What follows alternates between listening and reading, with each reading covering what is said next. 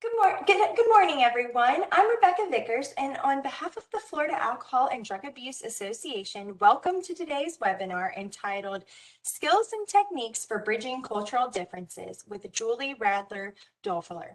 This webinar is being made available through a collaboration of the Florida Department of Children and Families, Office of Substance Abuse and Mental Health, and the Florida Alcohol and Drug Abuse Association.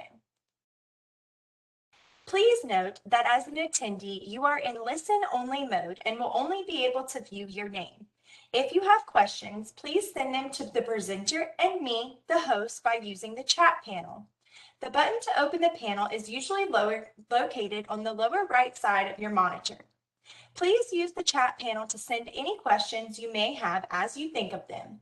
The presenter will address questions as time permits. Our audio is broadcast through the internet to your computer. If you experience poor computer audio, there are a few options to try on screen right now, and these options are also posted in the chat panel. If you continue to experience poor audio through your computer, try rejoining the webinar and use the I will call in option. You must be connected to the audio of this presentation and view it on screen as well to receive a certificate of attendance.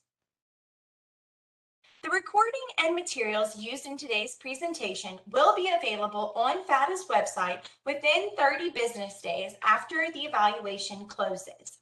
To access the recording and PowerPoint, go to www.fada.org/resource center and then to our training library.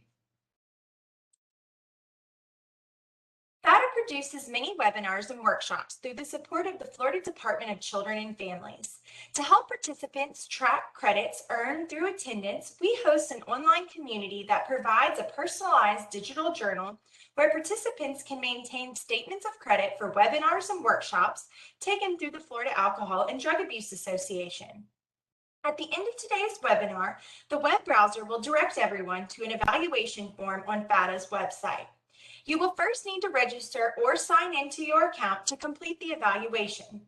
Information you provide FADA as a part of registering remains confidential.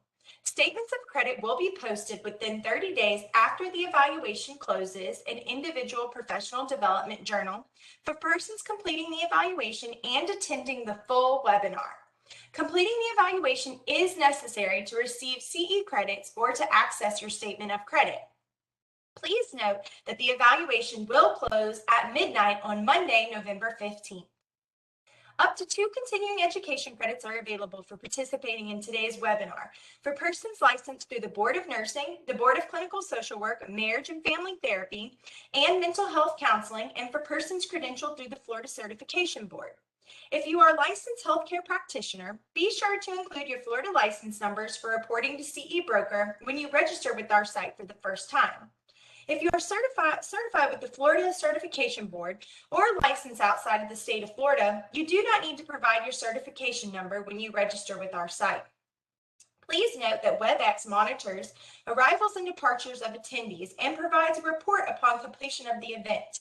We are not permitted to provide a certificate of attendance if you do not attend the entire webinar, and we are not permitted to provide partial CE credit.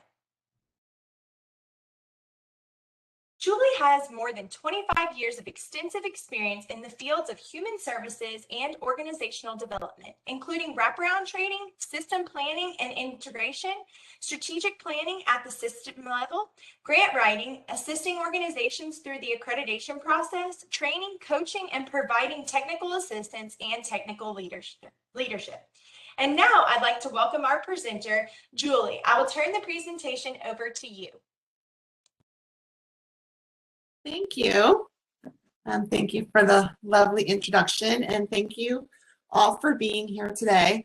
Of course, I wish that we were in person or this could be more interactive, but we'll do our best to get through, and I hope that you will appreciate this information. I would love for you guys to feel comfortable using the chat box, and I'm going to be asking you questions, and so I hope that you'll participate in the chat to share your knowledge and your experience and your thoughts about some of the material that I'm going to be talking about.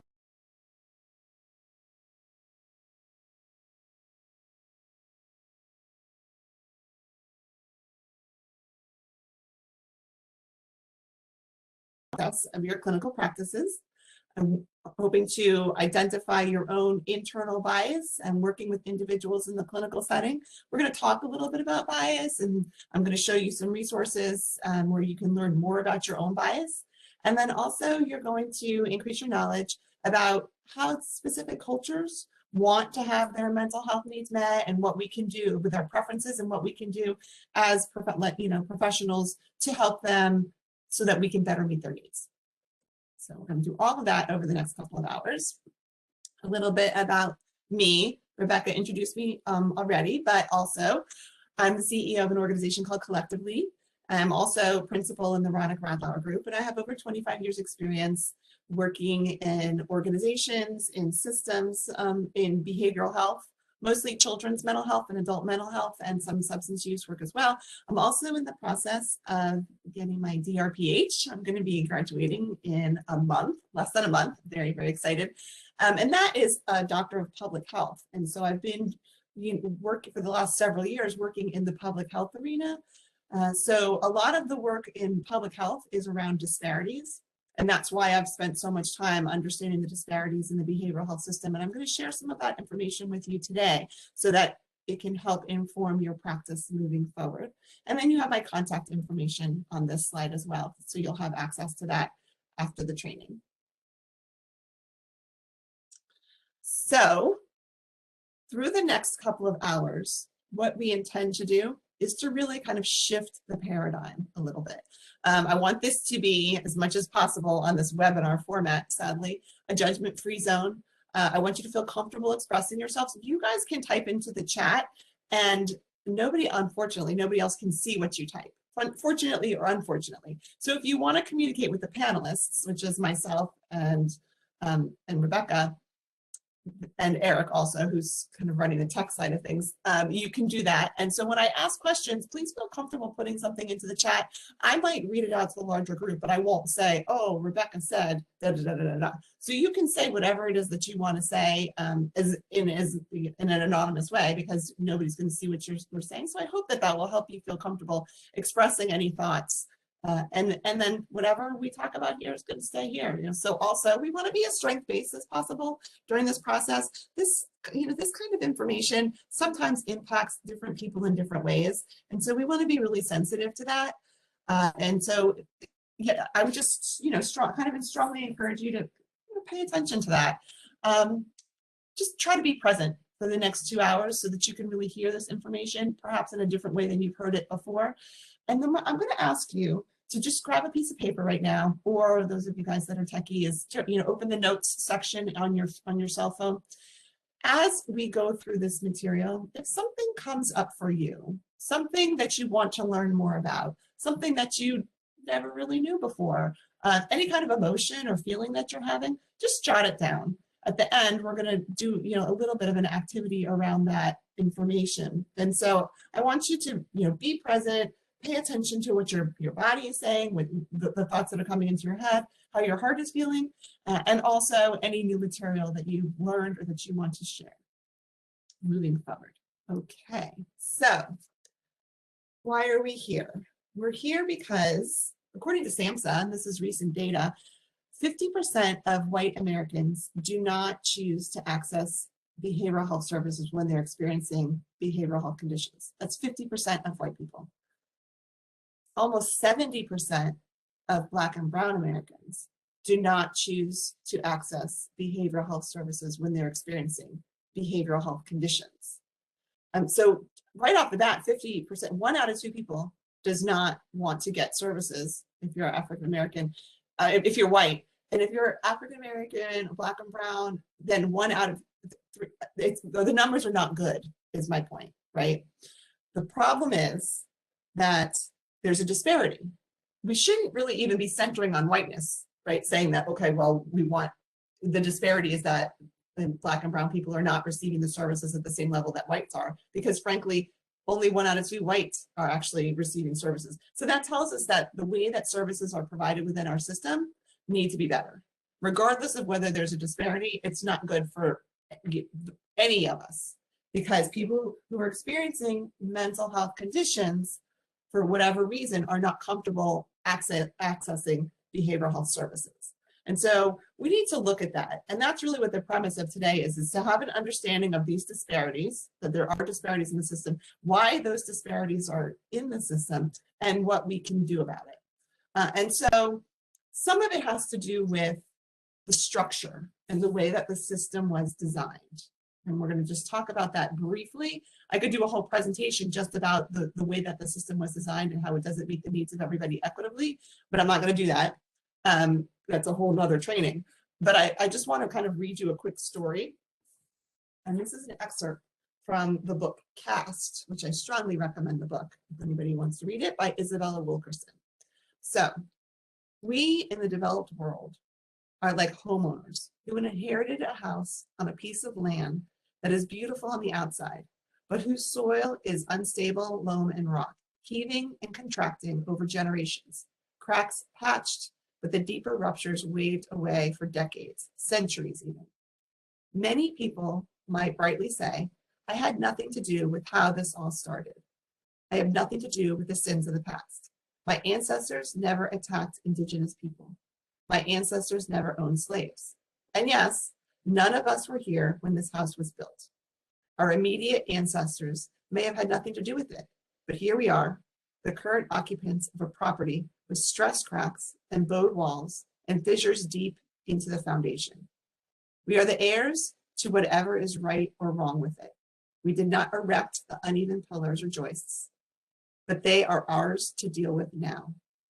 And any further deterioration is, in fact, on our hands. Unaddressed, the ruptures and diagonal cracks will not fix themselves. The toxins will not go away, but rather will spread, leach, and mutate, as they have already. When people live in an old house, they come to adjust to the idiosyncrasies and outright dangers skulking in the old structure. They put buckets under wet ceilings, prop up growing floors, learn to step over that rotting wood tread in the staircase. The awkward becomes acceptable. The unacceptable becomes merely inconvenient. Live with it long enough, and the unthinkable becomes normal. Exposed over the generations, we learn to believe that the incomprehensible is the way that life is supposed to be. And the reason that I read that excerpt from the book is because we are working within a system that does not meet the needs of everybody equitably, that we've come to learn to operate within the system, to maneuver our way through the system, manipulate the system so that we can get the needs met of people. But we have to recognize we work within that system. If you've ever been in a situation where you said, well, we do that because that's the way we've always done it, that's what I'm talking about. So any policies and procedures that are in place, any actions that we take that don't meet the needs of everybody equitably, this is what this training, we need to address that. We need to learn how to meet people where they're at. So the name of the book is Caste, C-A-S-T-E, by Isabella Wilkerson. It's a great book, highly recommended.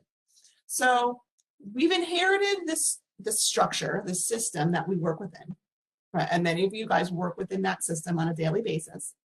And so there are some things that right now in our current rules, we can't change anything about it, right? We have to operate within these policies. But what we can change is the way that we approach people. And so we're going to spend our time here learning about the differences in the system and why some people are impacted in different ways so that we understand where we have to meet people, but then also learning about how we can change our actions to better meet the needs of everybody. So let's speak about inequities, okay, or disparities, but inequities is actually a better word. So in mental health treatment, 31% of white children with mental health issues receive mental health services. Only 13% of diverse, so Black and brown children receive services. And so that's a problem. Again, 31% is not okay, but 13% is unacceptable. Right? And so we have to look at how can we better meet those needs. Let's talk about why some of this is. Okay, so now in lower socioeconomic communities, which many of you guys work within lower socioeconomic communities. There's a high incidence of trauma, right? And if you've ever heard of the ACEs study that talks about neighborhood level factors and trauma that people have experienced and how that impacts their brain development and their functioning. So many trauma is experienced more frequently in lower socioeconomic communities. Also, and a lack of insurance or underinsurance, over 70% of Black and Brown individuals in Florida do not have health insurance. And so they don't have access to services, whether they're physical health or mental health. There's a need for more culturally competent providers, and that's great that we're here today to begin kind of on that journey. And maybe some of you have been on this journey for a really long time. You never actually become culturally competent. We're going to speak later about cultural humility. It's really just about being open and being willing to learn on a daily basis, because every day we're learning something new. I know from this training, somebody's going to put something in the chat that's going to teach me something new, because I'm learning every day. So did you know that we don't have enough diverse Black and Brown, diverse racial ethnic background people working in the field, and only 2% of mental health providers are Black. That's kind of a big deal when you think about the percentage of clients that we're serving, and what their racial ethnic breakdown is. And the fact that, and I did a recent research study, which I'll tell you guys a little bit about in a little bit, that 100% of the participants in that study said that they were Black, and they said they would prefer to work with somebody who's also Black. And so that's a problem when only 2% of the people that are helpers in the behavioral health field are Black. That's a problem, and we need to do something about that. And that the reason for that is it's historical. That really started back in the early 1900s when the government issued a report that resulted in us closing 5 out of the 7 historically Black medical schools and universities. And so extrapolated over the years, if those 5 schools hadn't been shut down, there would be an additional 27,000 Black and Brown professionals in the field. But because those schools were shut down, it was harder for our Black and Brown people to get into college and advanced degrees. The result is what we have today, which is we don't have enough diversity in our workforce. Also, because of the historical trauma that Black and Brown individuals have experienced, they don't trust the healthcare system. And because we are behavioral health, we're lumped into that. So they don't necessarily trust the behavioral health system either. And that's just historical. That has got nothing to do with who you are necessarily, as much as it is who you're representing and the building that you're working within and the system that you're working within, right? And so we have to work extra hard to engage different populations of people when they're walking in the door already having this preconceived notion. We're going to talk about bias, and bias goes both ways, right? So we might have bias against the clients that we're working towards. They might have bias against us. Actually, I should say we do have bias against the clients we're working for, and they do have bias against us. It's about understanding what that bias is and how do we, address it. And then finally, in the Black and Brown community, stigma associated with mental health issues, 63% of Black and Brown individuals believe that a mental health condition is a personal sign of weakness. Because of their culture and what they've experienced in the past, the belief that they can ask for help means that they're being weak. And we're going to talk a little bit about some of the results of my research study, but this is something that we need to pay attention to. That number is higher than it is in white individuals. And so we need to pay attention to that. So again, we can better meet the needs of people. Any person who's walking through your doors, you would want to have conversation with them about stigma and about how does it feel that they're coming in to get services. Because we know they're walking through the door already being hesitant about these services.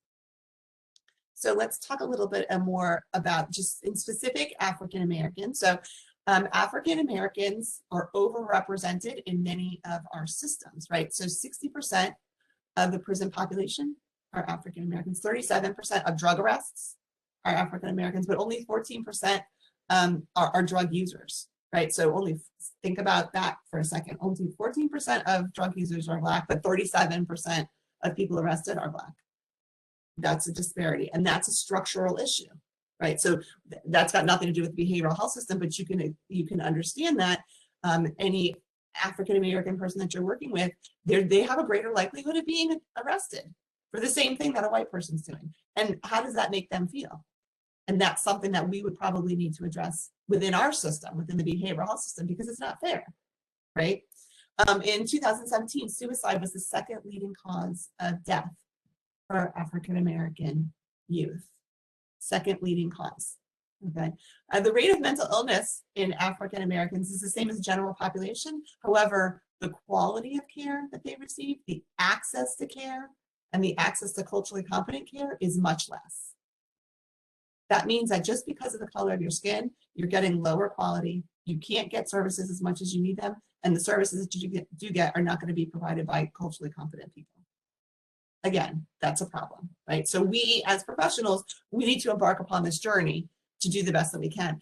And then even though African Americans only make up 13% of the population, they're overrepresented in the homeless population at 40%, 60% in the prison population, as I already said, and then 45% in the child welfare population.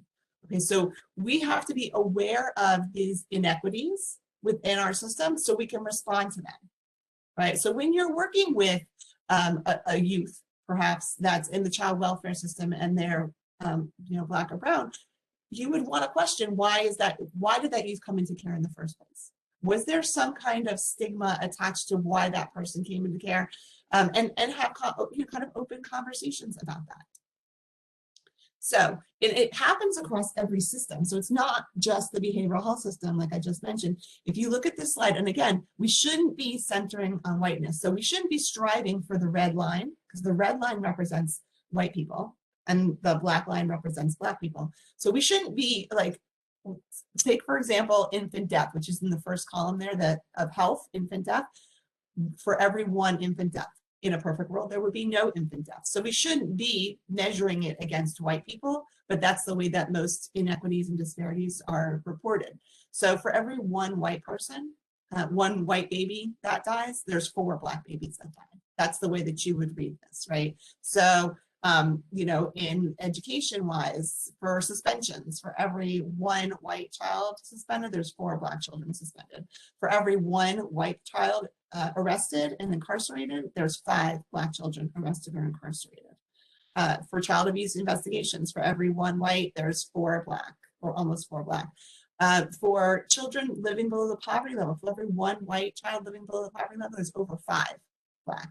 And then in behavioral health, so experienced serious stress in the last 30 days. For every one white American who's experienced serious stress in the last 30 days, there's 4 Black that have experienced serious stress. And then for unintentional poisoning, which is overdose, for every one white person who overdoses, there's 3 Black. So it's across systems. The disparity is tangible. We can see it. And so when we're working with Black and brown individuals, we need to take all this into consideration. We need to recognize that they are impacted by everything that white people are impacted at a higher level. I have a good friend who says, when a white person gets a cold, a Black person gets the flu. And so for stress that's happening in the school, when a white person experiences that stress, it is what it is. When a Black person experiences stress, there are other things that are compounding it and making that more stressful for them. Right. And so we have to take that into consideration to recognize, especially in the behavioral health field, because our role is to kind of help people ease their pain. And so we have to figure out how to do that. So here's the thing. Many of us came into this field because we wanted to be, helping professionals. We wanted to save the world. We wanted to, support people through their challenges. And what we found is that these good intentions, they're not enough. Because if we don't have the knowledge and the skills, we don't know what we need to do moving forward, right? And if you think about it for a minute, what are the things that we can do? This is a moment. I'm just going to kind of like pause for a moment. And if you're taking notes or you're writing notes in your phone, what are the things that you think, based on what I just presented with you, what could we do? What should we do? If you feel comfortable, you can put the information in the chat. We'll read them out, not by name, but the suggestions or the thoughts about this. But if you don't want to put it in the chat, just put it in your notes, write it down, jot it down. What can we do about this in our field, in the behavioral health field? Okay, I'm just going to give you 1 second to kind of write that down.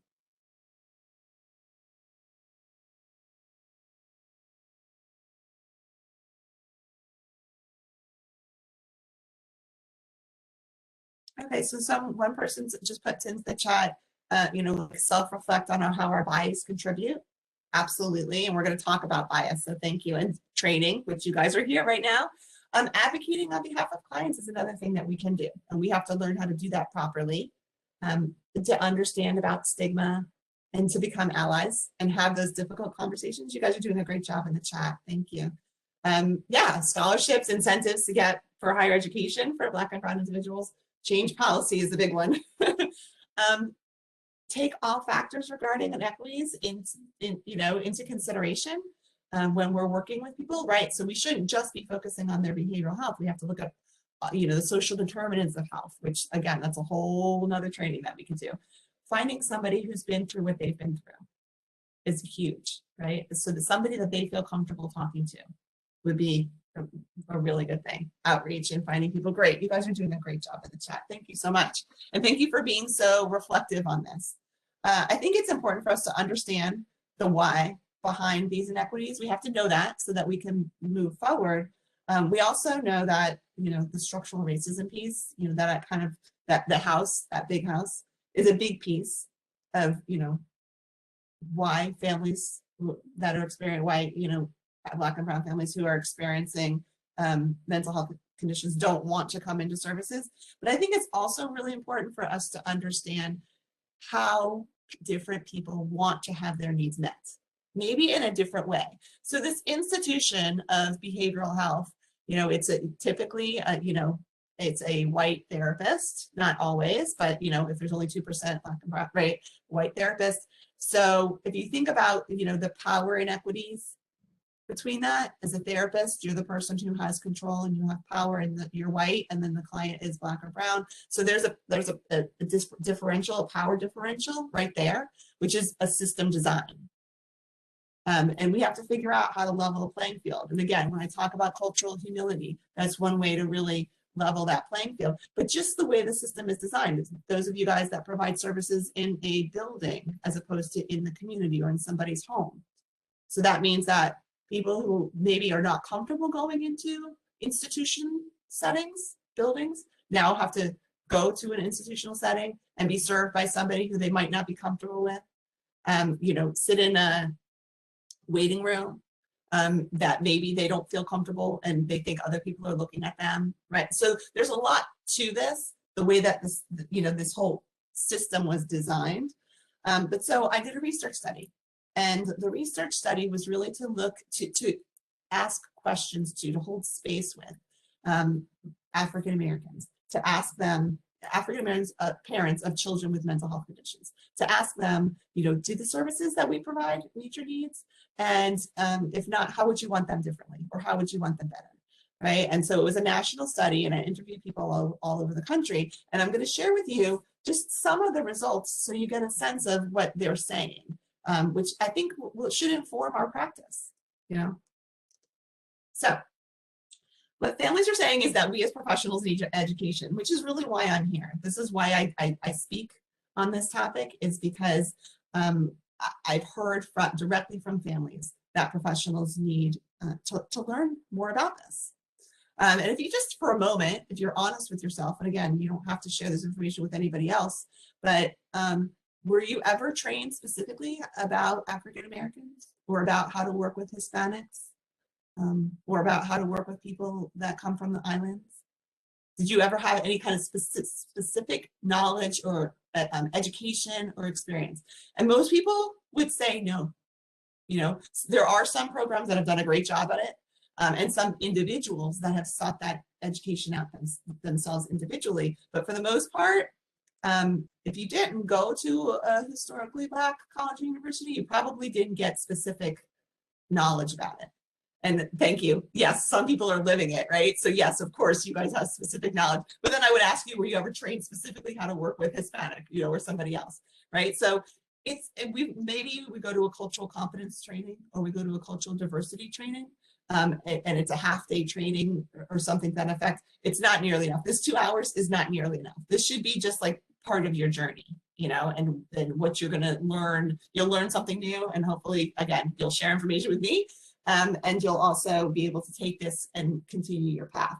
So what do African Americans say? They say that behavior, and when it's something in quotes, this is a direct quote from somebody in the study. So behavioral practitioners should be trained in an anti-racist component that includes the rhythm and cadence of Black life. And that professionals need to be trained in both diversity and racism and anti-racism, but also in the way that African Americans, Black and brown people want their needs met. So what many say is that they prefer less formal service provision. So rather than going to see a traditional counselor, they would prefer to get support from their family, their faith, or their friends, right? That social support is where many in the study said that they wanted to get there.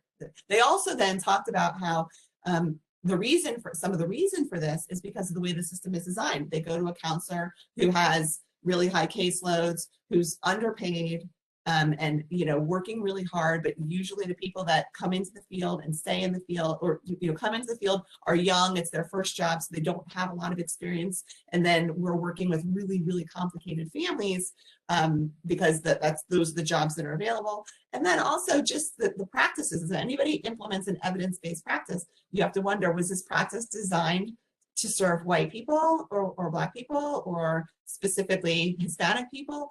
If it wasn't specifically designed to work with African Americans, or specifically designed to work with Hispanics, the assumption is that it's centered on whiteness, and the services will be more accepted and more beneficial for people who are white.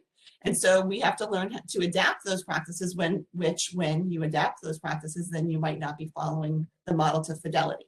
And so that's another structural issue, right? Another thing that families said is that we have to learn how to address stigma at a larger level, both individual as well as at a larger level. Community engagement is huge, and the expansion of what we call social capital is helping people get support within their community, so they don't have to look outside to systems. So they don't have to seek behavioral health services, right? So that they can get support within their own system. If they're struggling with watching their child and making sure that their child is safe, they can get support within their community so their child doesn't end up in the foster care system, right? They also said that we need to make sure that there's more voice and choice in the system, and that we're actually listening to people, hearing what they're saying, but actually listening to them, and then incorporating what they want. And then, as I already mentioned to you, 100% of the people that I interviewed said that they wanted to receive services from a professional who's Black, and that there's not, it's really, really hard to find. As far as addressing stigma, I just wanted to read this quote because I feel like it's really impactful.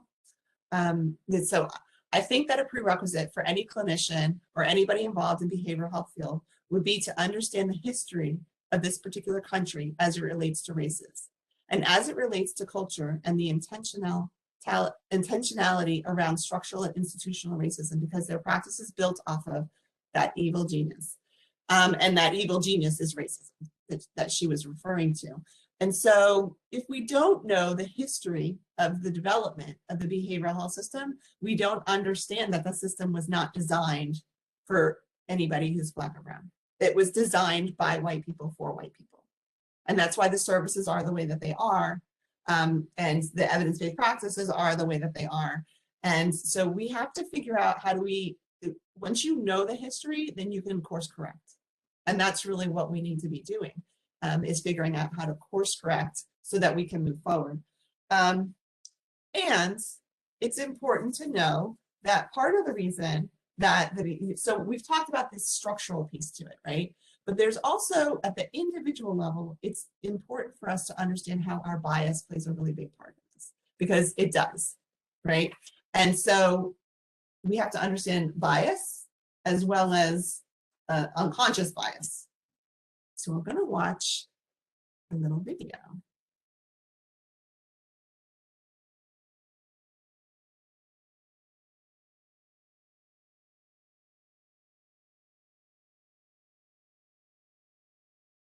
Eric, are you able to cue the video?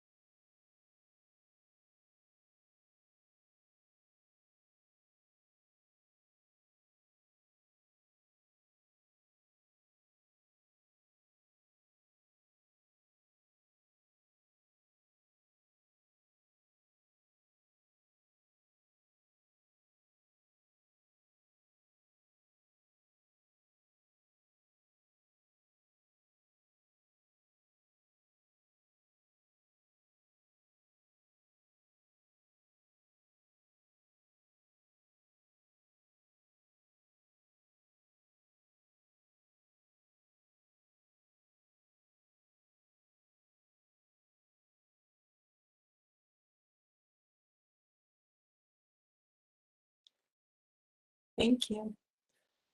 Okay, so just for a moment, I want you to think about, check your blind spots. Focus on what is possible.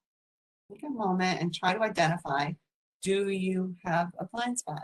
Does something come to mind? Remember, this is self-reflection. If you feel like putting it in the chat, nobody will see it but me. But think for yourself, think internally, and try to identify a blind spot. Just give me a second to kind of reflect on that.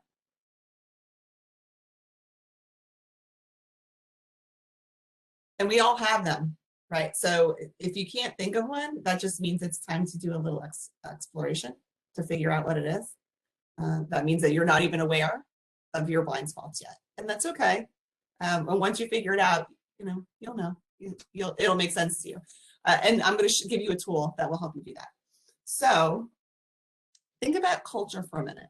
And when we think about culture, this iceberg, and I'm sure you guys have seen this iceberg before, what we see on top of the surface, right? That's just what's visible. That's just what, like our customs, our language, the way we look, that's just what's visible when it comes to culture. But everything else, and look how much more is below. Most of our culture is below the surface, right? It's that implicit, right? That implicit bias, if you will, but implicit. And there are values, it's our preferences, the way that, and it's really important for us to be aware of this for our own culture, so that we can connect with others at the same level about their own culture. If I understand what my values are, then I can kind of ask you a question about, tell me about what your values are. And if you're not sure what they are, I can share with you what some of mine are so that you understand what I'm talking about. But I have to be very clear about what my values are, right? So looking at this iceberg, it's broken down a little bit more. On the top, this is like what we see, what we do, right? This is the way we act. This is what's observable, it's explicit, it's what's taught to us, it's conscious, right? But then again, below the surface, this is what, why we do what we do. And the reason the why is because of our attitudes, our beliefs, our expectations, our values. It's hard to identify the why sometimes. It's implicit, right? And it's like subconscious. And that's why I said to you, if you don't know a blind spot, it's because there's a why behind you, something that you do, but you're not aware of it yet. Okay, and so it's really important to figure out those implicit bias, because then when somebody comes in, or you're working with somebody and it's kind of setting those triggers for you, you understand the why behind it and you don't respond to it. And there's a really great video that I'm going to show you, actually right now, that I'm going to show you, that Eric's going to show you, that will give us something to talk about in this respect.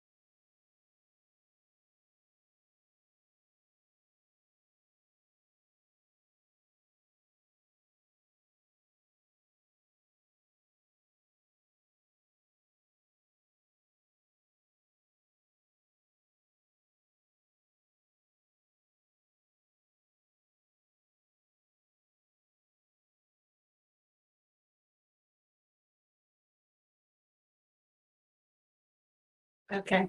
So we didn't watch the whole video, but it gives you the general idea. It's kind of long.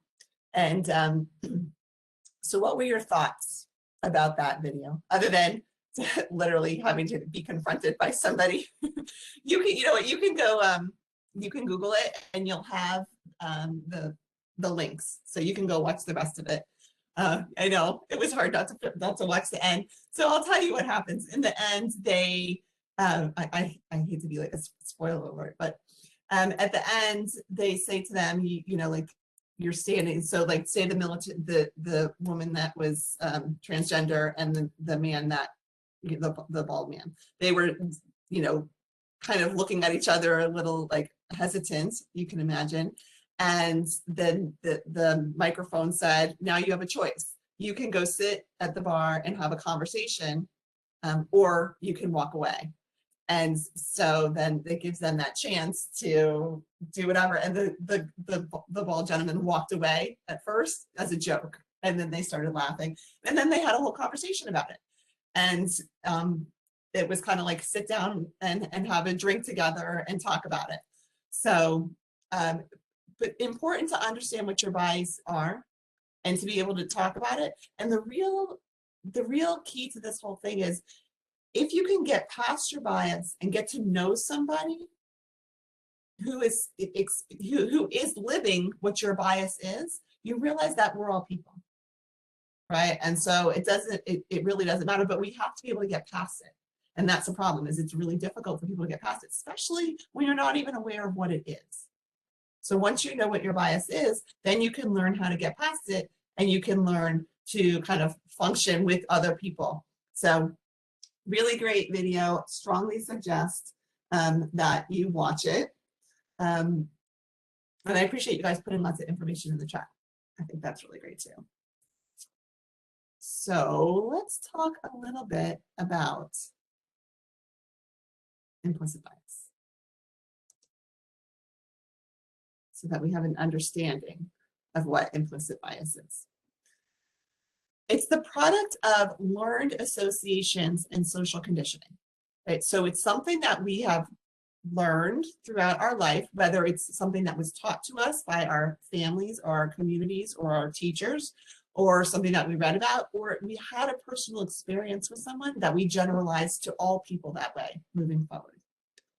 Bias often begin at a really young age, and most people are not even really aware of them, right? And so it's important that bias do not really align with a personal identity. It's like the broader brush, right? And so it's possible to have both positive as well as negative bias about yourself, about your gender, about your background. And I mean, people do it all the time, where you know, I do a lot of work with Black and brown people, and so a Black person will say, you know, somebody from my from my own race, they need to, you know, pull themselves up for the bootstraps, and right, and that's a bias as well, you know. So and they can be good bias, they can be negative bias, and so we just have to be kind of open to them. And so this tool here, which if we were in person, we would do this activity together, but we're not in person, so we can't do it, sadly. But you'll have the link, and I strongly, strongly encourage you. This is a website. It's called the Harvard Implicit Bias Test. It takes about 10 minutes to take the test. And you can go on the website. You do have to register, but it's just they want your name for research purposes.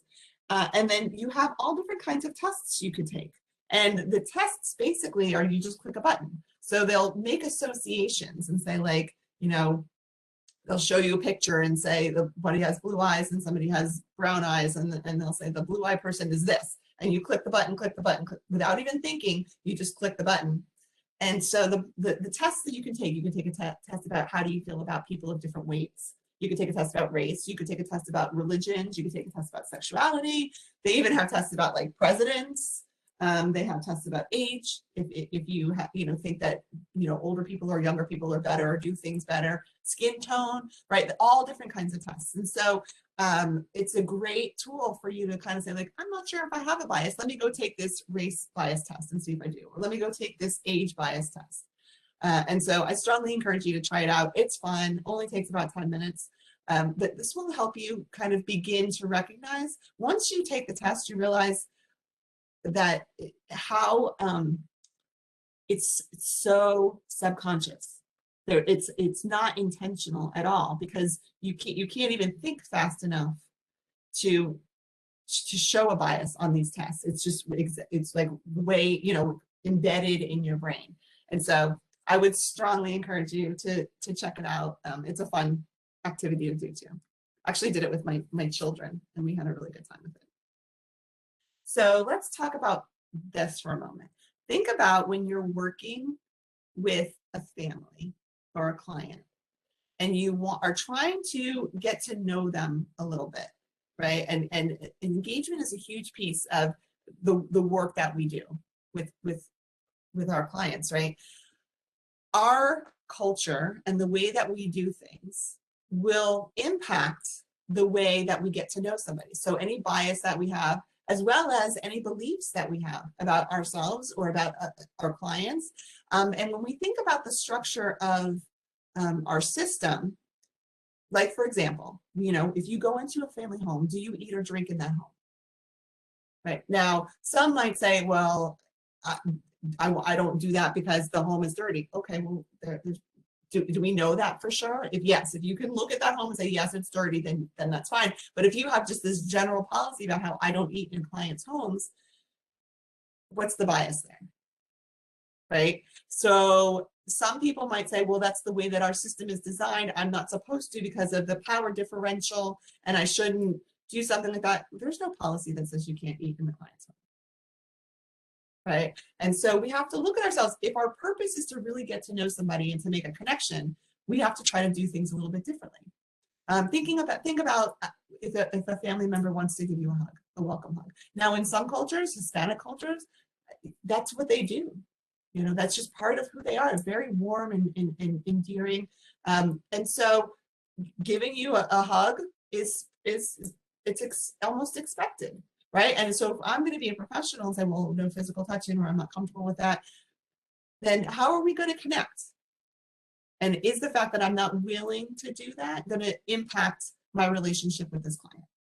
And so I think it's important for us to recognize the part that we play in all of this, right? And to kind of take a step back and realize, if we're not comfortable with some of these things, explore why. Get a better understanding of why. Because if our goal is to truly connect with people and help people, then we have to kind of get over ourselves a little bit.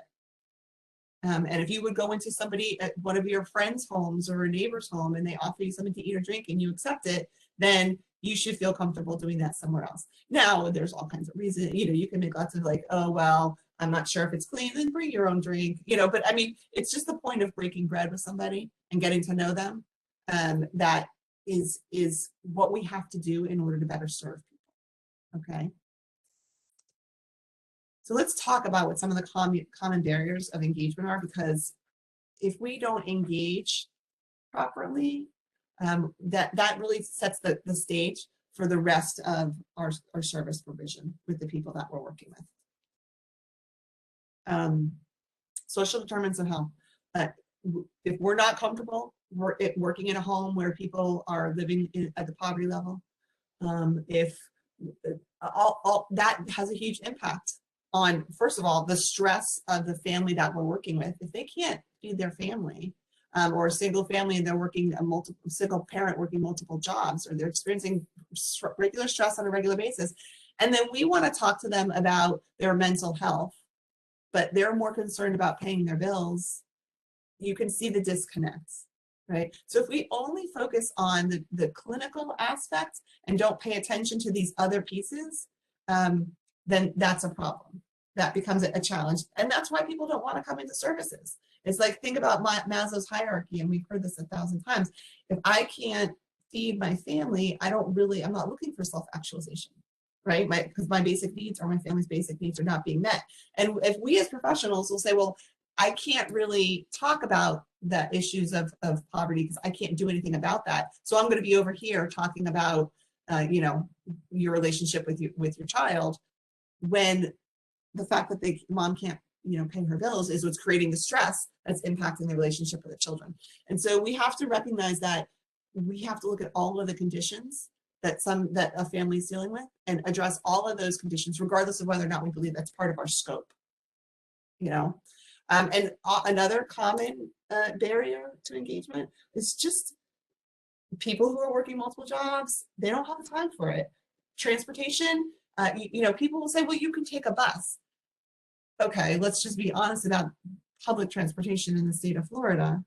And also, it's not the same thing as hopping in your car, right? It takes a long time to get through the bus route. So, childcare, people set up appointments in the middle of the day when the family is supposed to be working, right? So then they lose their jobs, right? These concrete obstacles are really important. And there's the frustration there at the professional level to say, well, obviously the family doesn't care about it because they didn't come to the appointment.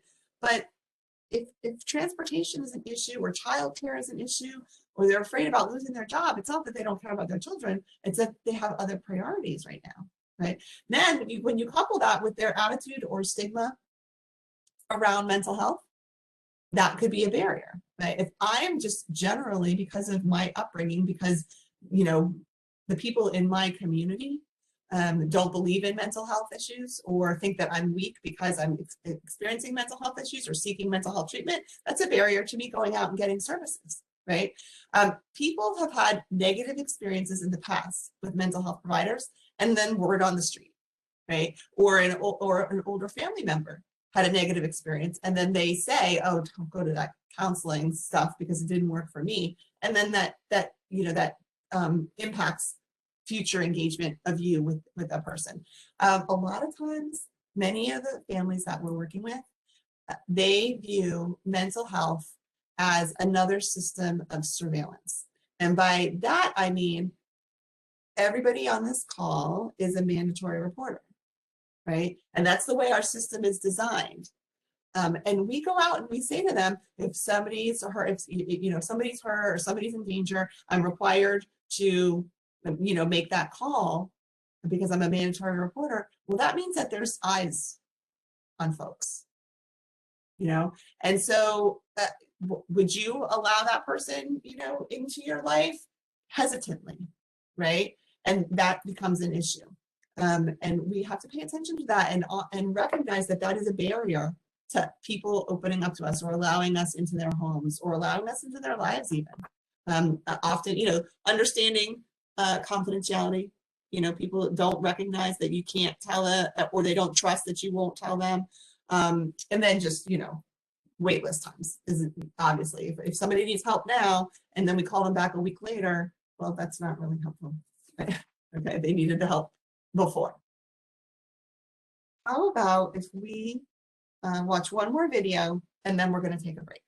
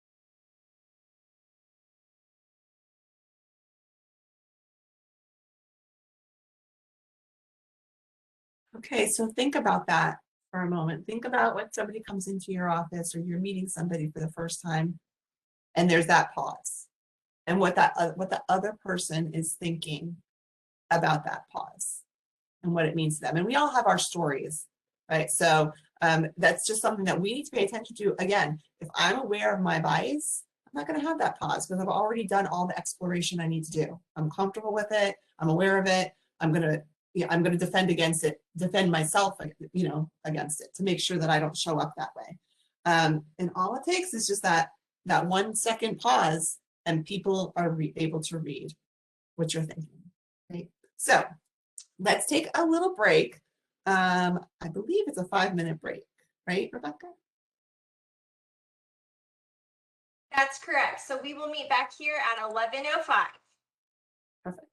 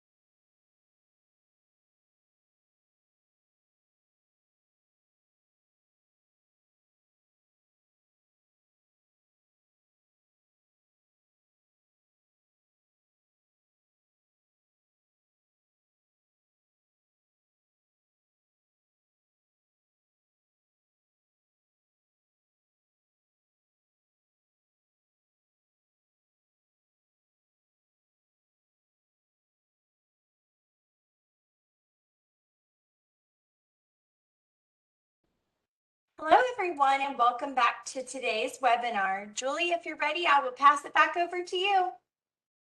Okay.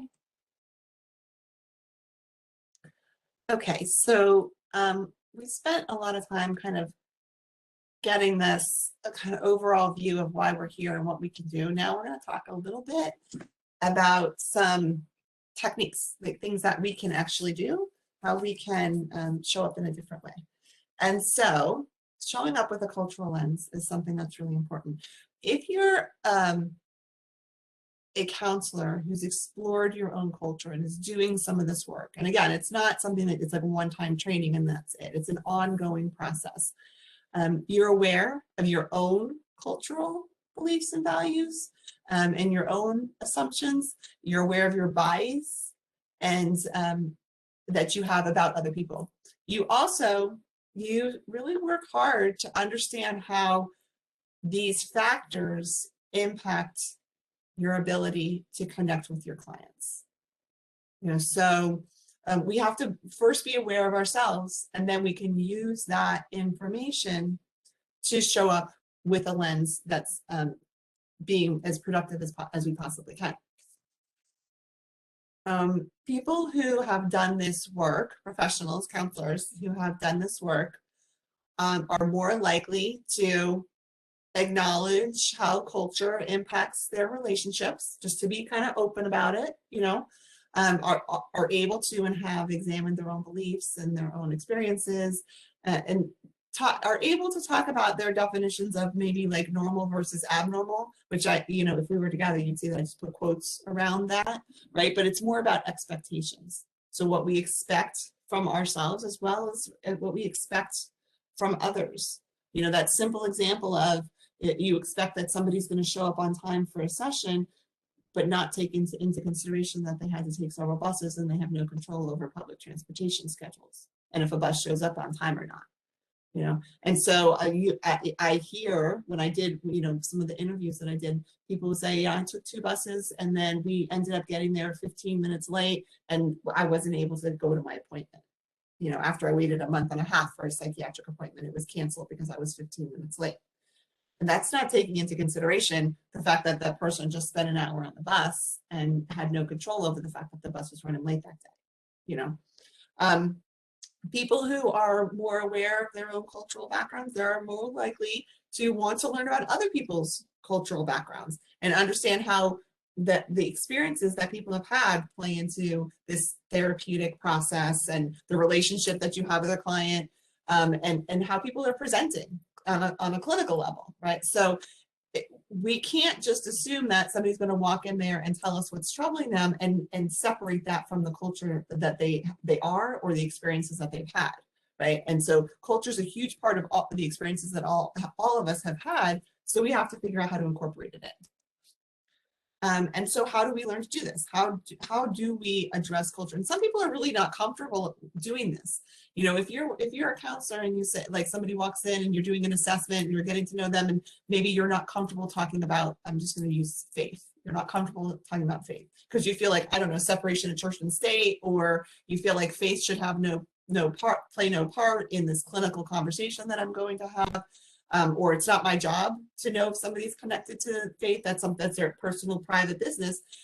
If the client that you're working with is an extremely faithful person and you don't ask them about faith, and you don't engage with them in that way, you haven't made the proper connection, because they view everything through that faithful lens.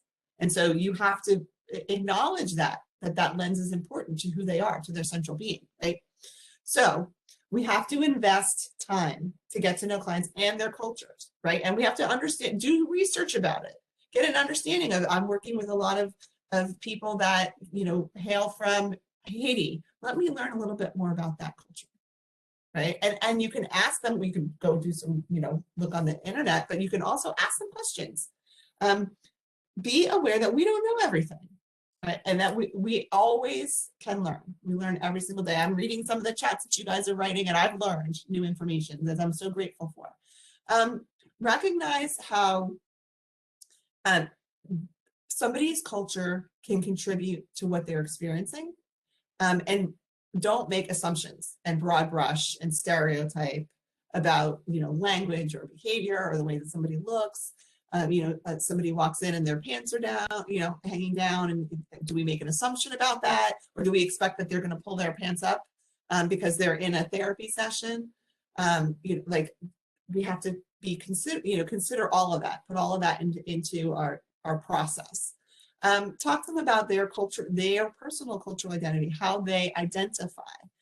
Discuss what has influenced their culture, right? And what has made them who they are today. Where do they get those beliefs from?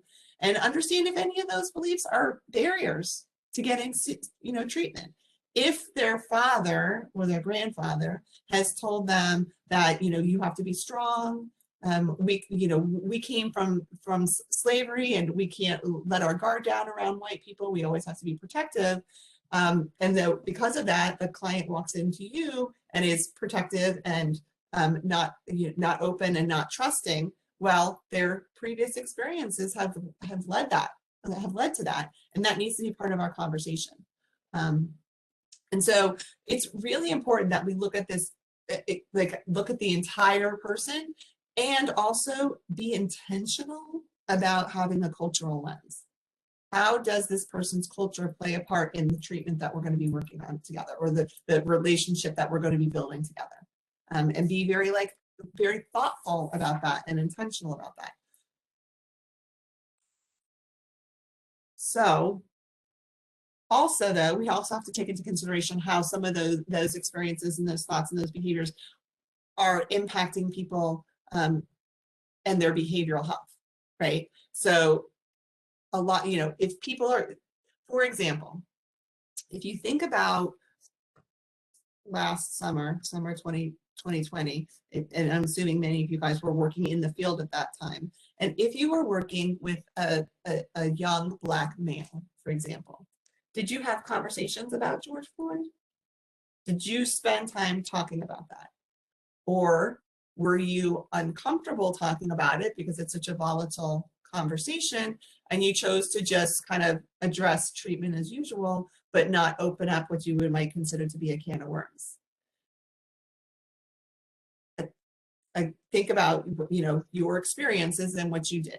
If you're comfortable and had those conversations, even though they might be difficult conversations, then you're working with a cultural lens. If you chose not to, then we need to do a little bit of work, because I promise you, every young Black male that walked into your office or that you worked with over last summer was concerned about this. They're concerned about it every single day, right? And if we can't address it when it's front and center and something really important is happening in our nation, then it's time for us to look at ourselves, right? And for a lot of people, that last summer was a big eye-opener for people. It helped you realize something that has been going on for hundreds of years that many white people were not even aware of. But we have to be able to talk about that in the clinical setting, because it's impacting the people that we work with every single day. So we want to be looking at their patterns of treatment. So are they comfortable getting services? Understanding exactly what are their beliefs, their traditions, their norms around behavioral health. The people that I interviewed for my research study, they spoke a lot about how just the phrase mental health is taboo in their culture. And so when you say, I'm going to a mental health counselor, I'm going to a mental health facility, I'm experiencing mental health issues, all of that is taboo. They refer to things in a different way. And so if anybody, wants to put something into the chat around that, that would be really, really helpful. How do, in your culture, people refer to experiencing some kind of mental health issue, or experiencing some kind of depression, or something to that effect? What are the words that people use? Because centered on whiteness, we talk about it in a clinical Western medicine kind of way and say people are experiencing mental health conditions, but that's not how other cultures speak about it. And we should take that into consideration. Okay, so somebody put in that you have a nervous breakdown, or that the person is crazy. And different cultures or they're using drugs, or they're high, right? The demons, they're possessed by demons. Some people might say, my head hurts. or my nerves are bad. Thank you guys for sharing this information. You're giving me words to share with the group. That they use it in terms of like physical terms, that I'm confused. So these are all really good examples of how you can talk to people that you're working with about some of their experiences without having to say like, are you having mental health issues? You know, so we have to be open to the language that we use based on the people that we're speaking to. We want to understand. I saw somebody say that they would never go to a therapist who called them a client, and that was surprising to me. And that's interesting about the term client. So I usually try to use the phrase families or individual because some people don't want to be considered a client. The other thing that people say that's interesting around that is that they say when I refer to a therapist or a case manager as a professional, many people that are like families will say, well, I'm a professional too. I'm just not a professional therapist. But so why is the person that's treating me a professional? I go to work every day, I'm a professional. So it's an interesting, you know, terminology. We do have to be careful about how we address people. And the best way to find out how somebody wants to be addressed is to ask them, you know. So how would you like me to, you know, I usually say the word client, but how would you like me to refer to you? Same thing happens. I have a son who's on the spectrum and he has an IEP. And every time I go to an IEP meeting, they say, Mom, what do you think about this? And I'm always like, I'm not your mother. Don't call me mom, you know? And that's just, they're trying to refer to, you know, my son's mom, but I don't know. I'm not their mom. I don't want them calling me that. But if they ask me, how would you like to be referred? I would say, please call me Julie. And that would be more comfortable for me. So when we come with this cultural knowledge, it just makes our treatment so much better, right? When we can understand our beliefs and our expectations and their attitudes towards counseling and what their expectations are, we're going to make a better connection when you have a conversation about that. It's also really important because stigma is such a huge issue, is understanding what the community perceptions of behavioral health are, right? And then any obstacles that are going to interfere with that. Oftentimes, you know, and there's a lot of research around the assessment and the diagnosis of Black and Brown individuals, and that more, if the doctor or the psychiatrist or the therapist is white and the client is Black or Brown, the diagnosis might be inaccurate, right? And even back in the beginning of when the behavioral health system was created, they actually made up diagnoses about Black people that were trying to run away from slavery. If you were trying to run away from slavery, you were diagnosed with it's called drapetomania. You were diagnosed with the condition. So there's a lot of historical trauma that's been experienced by Black and Brown individuals and they don't want to, you know, work with white people because of that, because they have this knowledge that this happened to them in the past. It's really helpful to find out from people, you know, how do they feel about support groups? How do they feel about peer support? Are they more comfortable with that or less comfortable with that? You can make the assumption that people might want to talk to somebody from their own community. Well, maybe not, because maybe they don't trust somebody from their own community because they're afraid that that person might tell other people through the church or something to that effect. You want to talk to them about how they would want to seek treatment, you know, if they are holistic or if they're more spiritual. Or if going to the gym is the way that they want to release their stress as opposed to talking to somebody in a therapy session. So all of these things are important for us to recognize how different cultures impact behavioral health in general, right? So what can we do about it? We need to know what we can do about it. We can understand appropriate gestures based on culture. That's the hugging, handshaking, eye contact, right? Have a real understanding about that. Don't expect that somebody's going to shake your hand when they don't want to, or don't expect that somebody is going to hug you if they don't want to. And if somebody needs to hug you because that's how they connect, then you need to understand what that's about. If there's a need for small talk or you don't want small talk, right? All of that should be getting a better understanding of the people that you're working with and how they prefer to be connected with. Right? And getting to know somebody has to be a whole body experience. So it's about their body language, it's about their thoughts, it's about their attitude. Some people say it's about their spirit. And we need to know that when you're trying to connect with people. Every time we meet with a client, they should leave the session feeling hopeful. That's the most important thing that we can do for people, especially when people are struggling with social determinants of health. If they're in poverty or they're involved in multiple systems, we need to do our very best to help families be hopeful. And we can do that by kind of establishing rapport, getting to know them, and then just actively listening. We don't have to solve all the problems of the world in the first session. All we have to do is get invited back. Right? All we have to do is kind of get to know them just a little bit. We want to ask questions in a way that's not probing, so that they don't feel that they're being like researched. There's a long history of Black and Brown individuals being researched. And because they're constantly being researched, they don't trust people who are just asking them lots of questions, especially if you ask them lots of questions and then you go forward with your course of treatment, not using the information that they gave you. When you're working with somebody who English is not their first language, we need to try to find an interpreter or somebody can explain it. Think about it, you yourself, if you only speak English and you go to a doctor and they only speak Spanish, would you get the information that you need? No.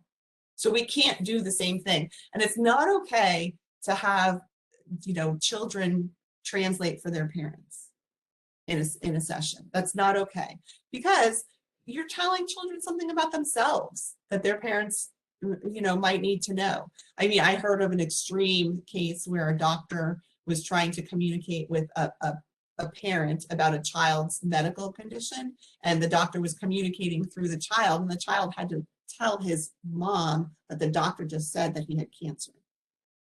Yeah, and again, that's an extreme situation, but it kind of drives it home why we shouldn't be using family members as translators, because that could absolutely, impact the child, and then that child has to tell his mom that he is ill, right?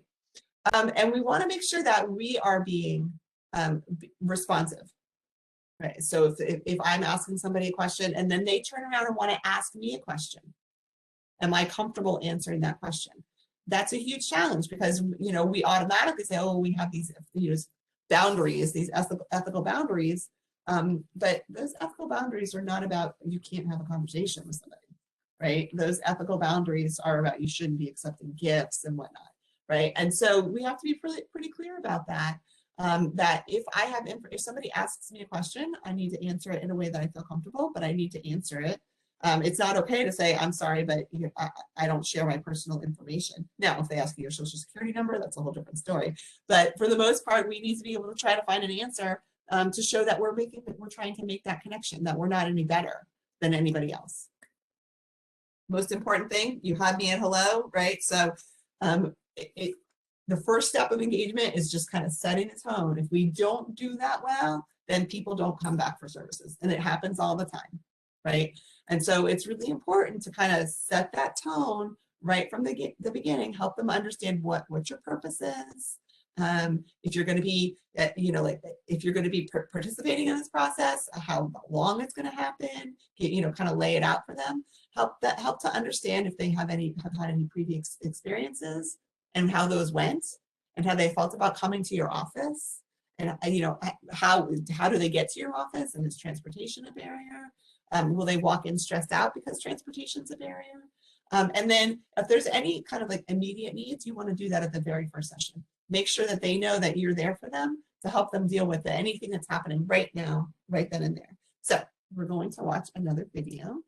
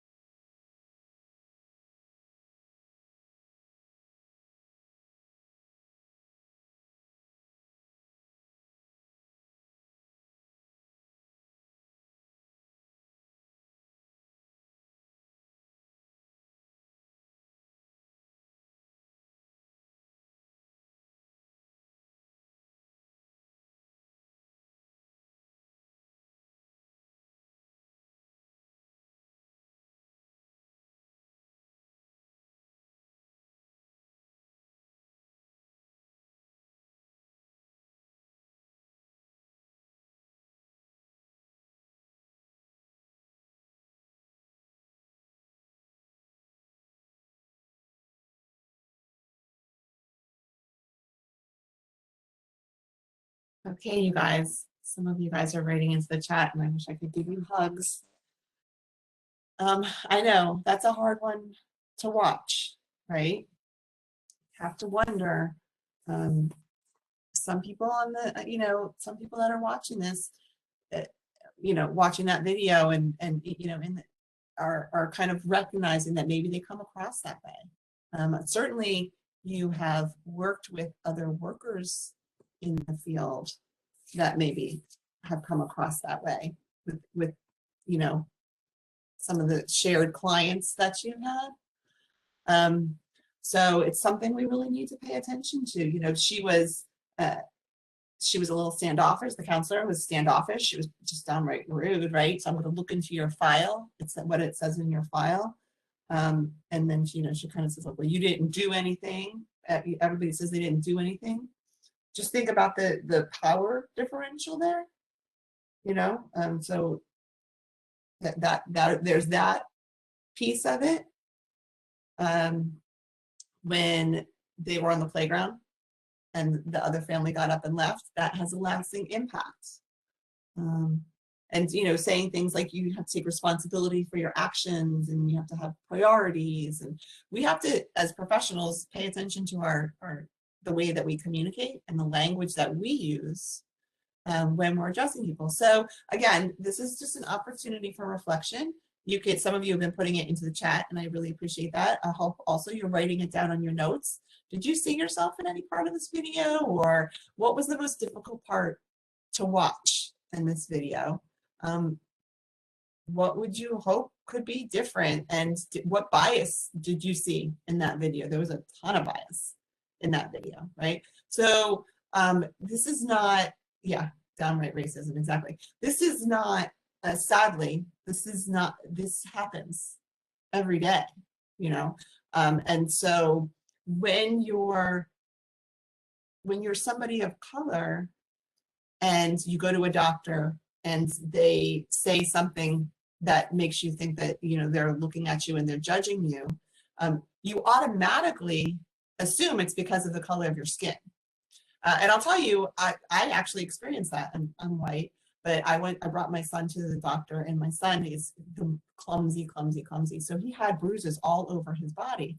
And he was, he was in elementary school. I don't even remember how old he was, but the doctor saw the bruises all over him and stood in between me and my son and started asking him questions about, how did you get this bruise, and how did you get that bruise, and how did you get that bruise?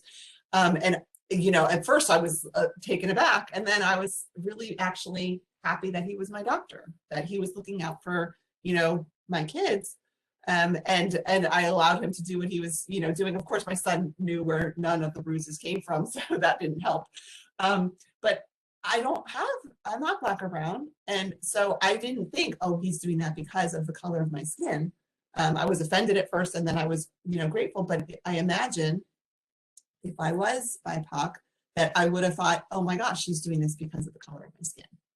And because it does happen more frequently when there's a white doctor and somebody who, has Black or brown skin. And so we have to pay attention to that and be aware of it and lean in even more, right? So thank you guys for, the chat's just there's a lot in the chat. So I appreciate that you're sharing all of this information with me. I hope you're also being introspective, because I think that that's the most important part, is that you're just paying attention to how this is impacting you and what things you might be wanting to do different moving forward. Let's talk a little bit about being engaging, okay? Because we have to go out of our way to do this, and we know this stuff, but that doesn't mean that we always do it, right? We have to use language that everybody understands.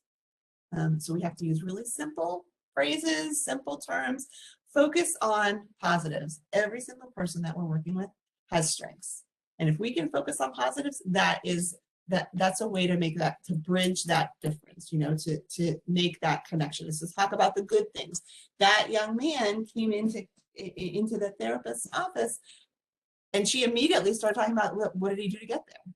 She didn't talk about his strengths.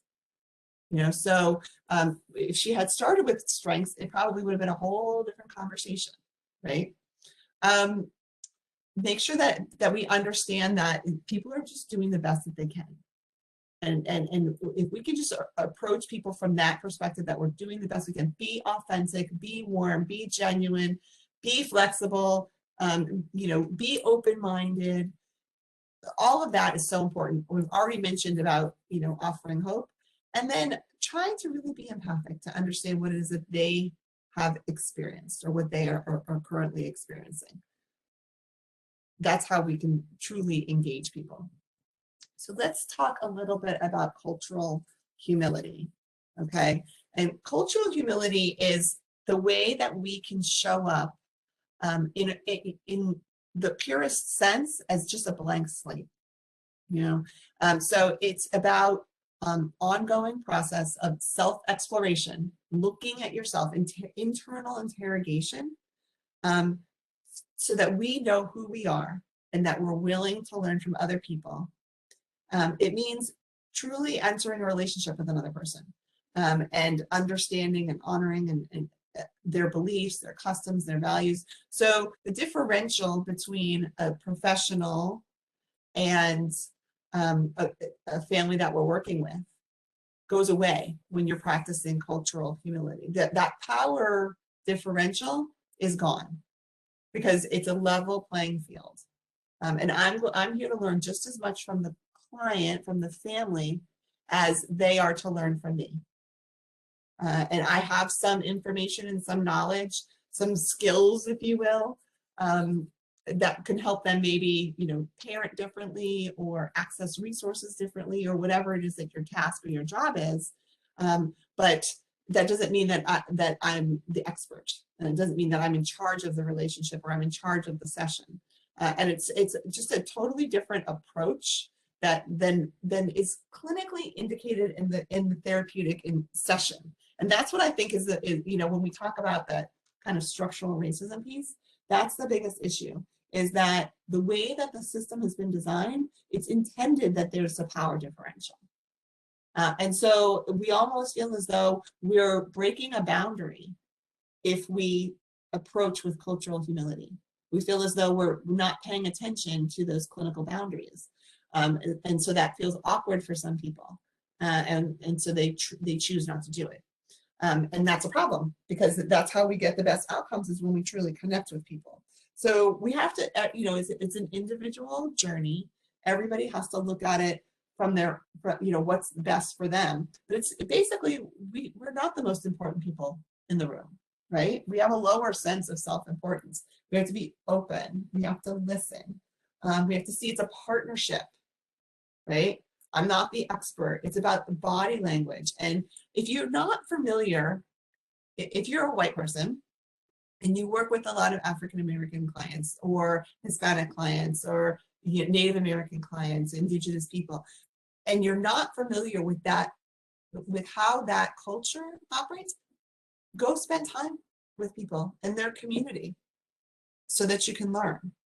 Right? That's the only way you're going to learn, is to be around people in a relaxed setting, so you get to understand different cultures. And then you can bring that newfound knowledge into your counseling sessions and be so much more effective. So exposing yourself to people who are the same culture as the families that you're working with is the best way for you to get to learn more and understand more about how you can show up in a better way. Okay, so we have another video to watch.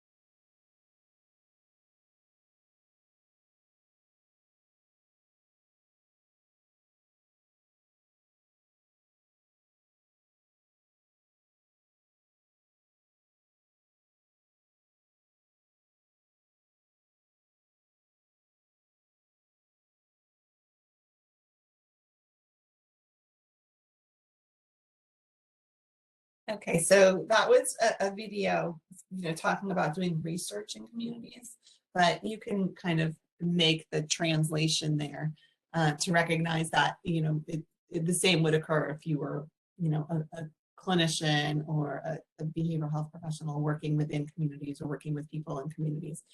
It's that same value, right? It's that, let me take a step back, let me learn from you, let me be open, and so some people just genuinely do that, and then other people feel like again, that it's like interfering with what they believe to be their professional boundaries. And we're asking them to go outside of their comfort zone in that way.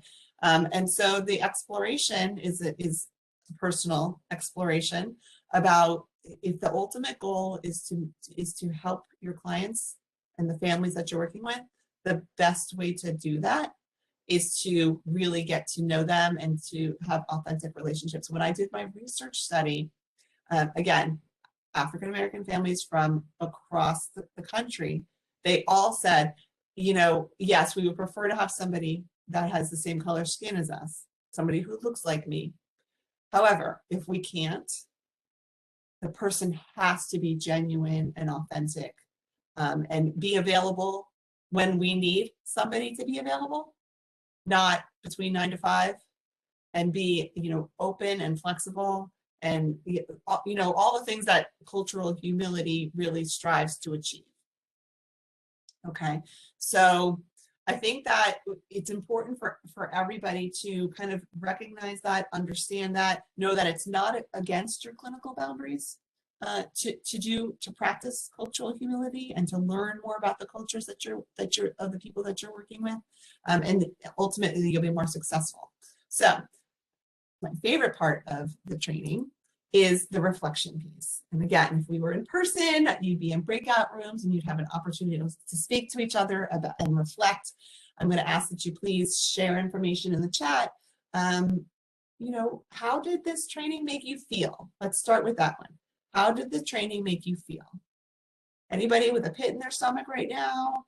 Anybody feeling a little bit overwhelmed? Like, put into the chat, sad, angry, upset.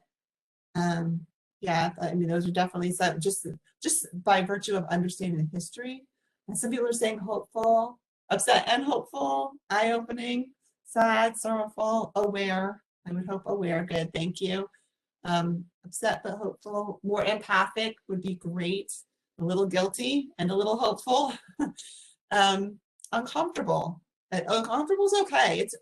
It's okay to be uncomfortable, right? Hopeful for change, looking forward to learning about my bias, more willing than I was in the past, maybe more aware, a little eye-opening, challenged. Good, thank you guys so much. Uncomfortable, uncomfortable is okay. And now that you're aware of those feelings, it's the what are you going to do about it? Okay, so what's one thing that you learned, one new thing that you learned? Okay, about some of the systems, about some of the disparities,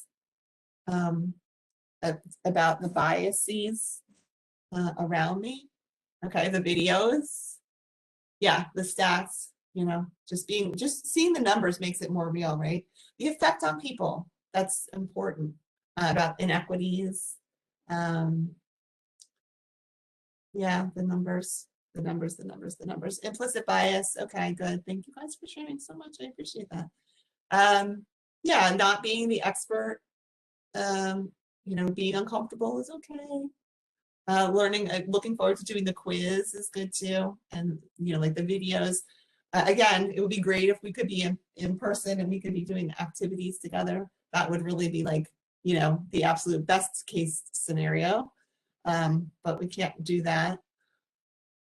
Okay, yeah, the resource link. So you guys will have access to the PowerPoint at the end, and you'll have all this information with the links. So I would strongly encourage you to watch them. I think one of my biggest takeaways, what I hope that you learned, is that while we are commissioned, well, we're charged with providing, behavioral health support.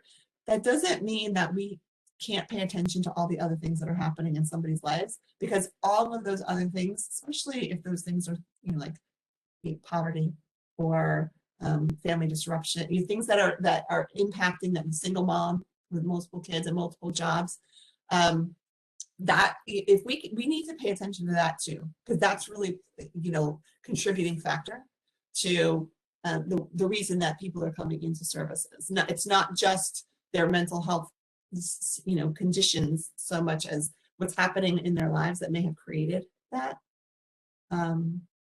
Okay, so what is something that you want to learn more about? Does anybody want to share something that they want to learn more about?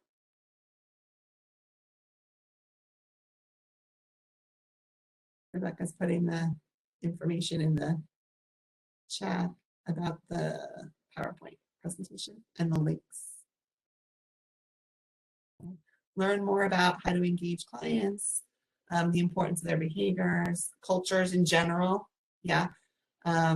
It's hard to talk about cultures in general because then you're stereotyping, but it's having a general idea and then asking each individual family, right? Because I could be from Colombia and Rebecca could be from Colombia, but that doesn't mean that our cultures, it doesn't mean that we're the same, right? And so we have to you have to ask each person, explain to me about your culture, and that's part of the getting to know them, right? And them getting to know you. So that's kind of part of it. You can't just broad brush and stereotype, though it is important to have some general idea, for sure.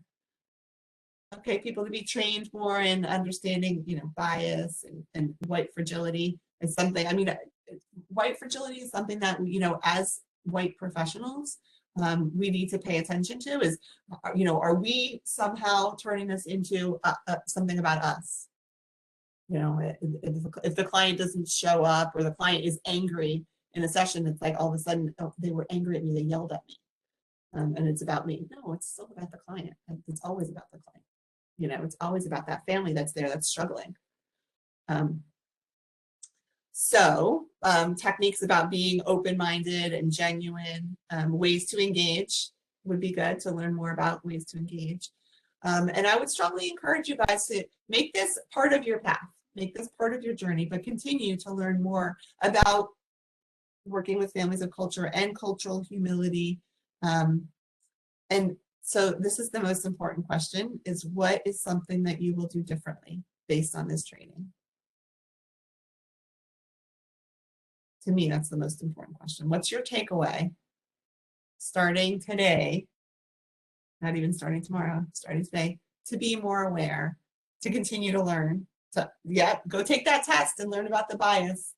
That would be great, to learn about your bias. Yeah, to begin to ask questions. Ask questions in different ways, genuine questions, right? I'm glad that the videos made it more real. How to engage with clients, right? To continue to ask, be open-minded, be more conscious of others and engage more with them, to practice cultural humility. There's tons of videos about cultural humility. They're all just super long. That's why I ended up using that one. That was only a couple of minutes long. To recognize that the disparity is real, right? So what are we going to do about it? And have open conversations and ask uncomfortable questions. That would be a huge takeaway, is ask uncomfortable questions, because you'll only grow from that.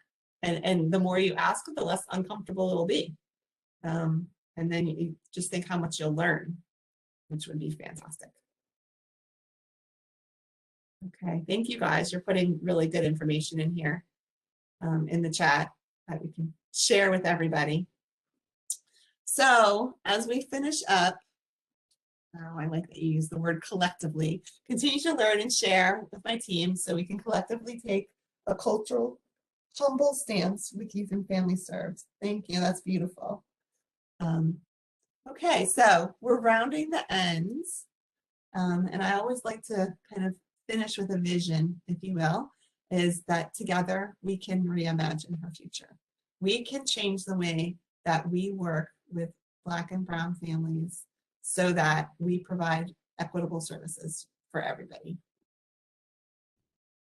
And so here are some resources for you. And again, you will have this information when you download the PowerPoint, but some important information, some important resources that will help you is you guys were asking for information specifically working with different populations.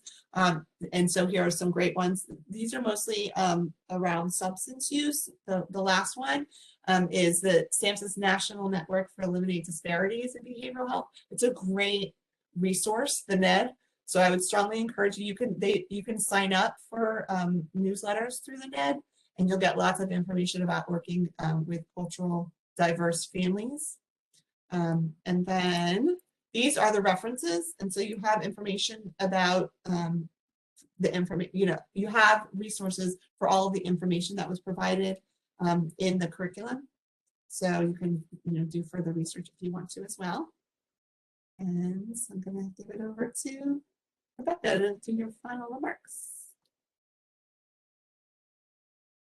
I want to thank you all for joining me today.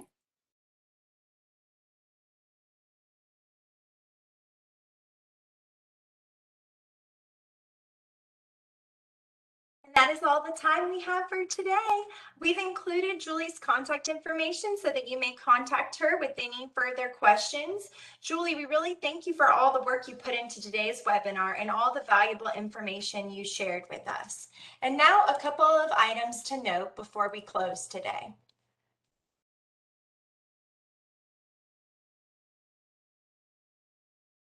Please see the chat panel for a link to today's survey. Additionally, when I conclude today's webinar, your browser will take you to an evaluation on FADA's website. If you want to receive CE credits or a statement of credit for this event, please complete the evaluation below. You will be prompted to register or sign in to complete the evaluation. You can register as a visitor at no cost. For CEs to be reported to CE Broca for Florida licensed healthcare practitioners, you must provide an accurate Florida Department of Health license prefix and number the first time you register or sign in. After you register or sign in, you will be directed onward to the evaluation. You may consider using the same email address when you register for webinars through our WebEx link and when you set up your profile in FADA's system. This helps connect you to your attendance and your profile. You will get a second opportunity to complete the evaluation through a follow-up email later today. The sender will be messenger@webex.com. The evaluation will close at midnight on Monday, November 15th. We do not email statements of credit. Instead, after we verify attendance and completion of the evaluation, a statement of credit will be generated as a journal entry within your profile.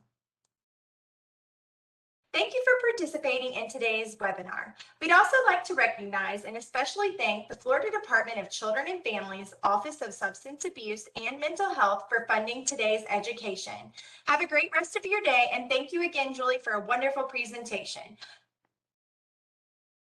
Thank you. Have a good day, everybody.